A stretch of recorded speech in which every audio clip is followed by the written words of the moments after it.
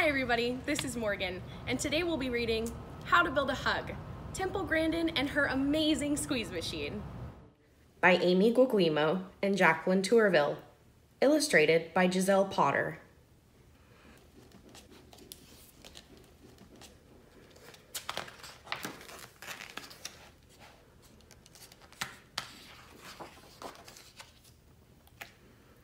Temple loved folding paper kites, making obstacle courses for her dog, and building lean-tos with real hinged doors.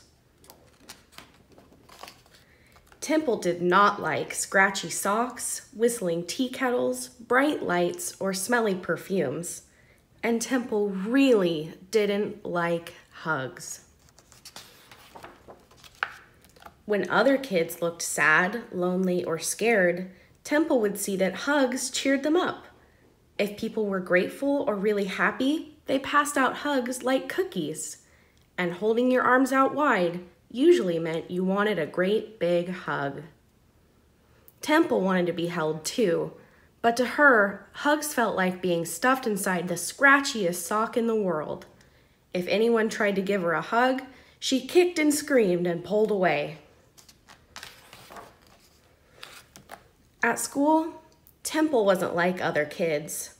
No one understood that when the classroom fanned word, Temple imagined a dentist's drill. That to her, the voices in the loud, stinky cafeteria roared like a jet engine, and the school bell clanged like a woodpecker knocking on her head. To escape the noisy images, Temple fled to the playground swings, where she spun and hummed until the sounds vanished into the breeze. The wound-up swing felt snug and secure. Is this what hugs are supposed to feel like?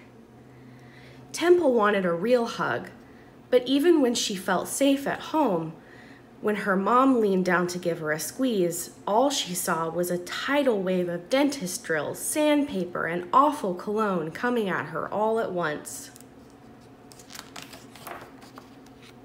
Sometimes, when Temple was having a really bad day, she crawled under the sofa cushions and asked her little sister to hop on top. The smush of the heavy pillows felt cozy. Maybe that's how hugs worked. Year after year, Temple filed away images of every hug she came across. The firefighter coming to the rescue with a ladder and a hug when her neighbor's cat got stuck in a tree. The teary-eyed couple at the train station embracing as the whistle blew. Her little sister wrapping her arms around their mom, just because. And once, when Temple was in her front yard building a maze for her pet mouse, she heard a baby wailing like a fire engine and looked up to see a mom swaddling her fussy child in a blanket. As the mom swayed back and forth, the cranky baby instantly hushed. How do hugs do that? When she got older, Temple attended a special boarding school that gave kids like her a chance to grow.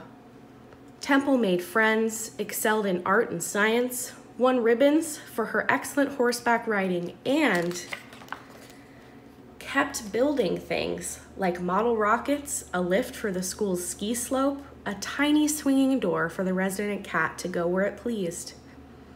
Around her, Temple saw families hug goodbye in September and hug hello in June. Temple missed her mom too, but she just couldn't express her feelings the same way. Would she ever get a hug?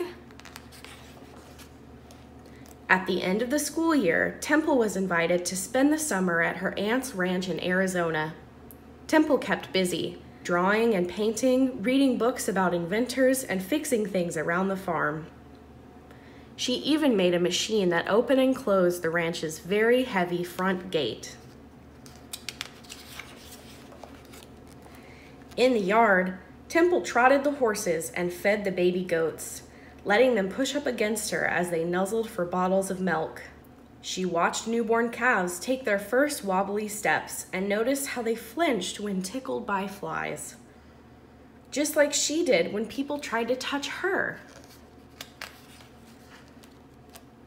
On the day of the calves' first checkup, Temple heard frantic mooing and raced outside to see what the matter was. A ranch hand was leading a skittish young cow into a mysterious device. Her aunt explained that the squeeze chute helped cows stay calm during vet exams. Temple watched as the man pressed a lever, releasing sides that cradled the animal in a snug embrace. Almost immediately, the nervous calf stopped its lowing and stood perfectly still. And suddenly, Temple had an idea. She ran to the barn and quickly sketched a plan. She took measurements and sawed planks. She found a spool of wire, a rusty pulley, a length of string, and some cushions from an old chair. Would they do what she wanted? Temple called for her aunt to come see. Then she crept inside her creation and pulled on the string and let the sides slip around her. Temple smiled. The loud noises disappeared.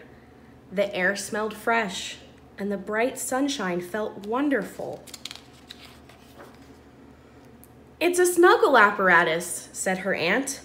"It's a squeeze-a-majiggy," said her uncle. "It's a squish box," said the ranch hand.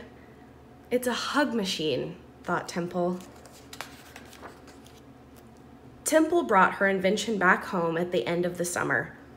Every time she felt nervous or scared, she slid inside it for a cuddle.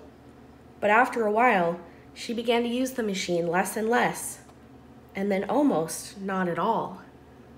Then one day, her machine broke, and she knew that only one thing could cheer her up. A hug. "I'm into hugging people now," said Temple Grandin. Thanks for joining us for How to Build a Hug, Temple Grandin and her amazing squeeze machine. Come back later this week for more about cows.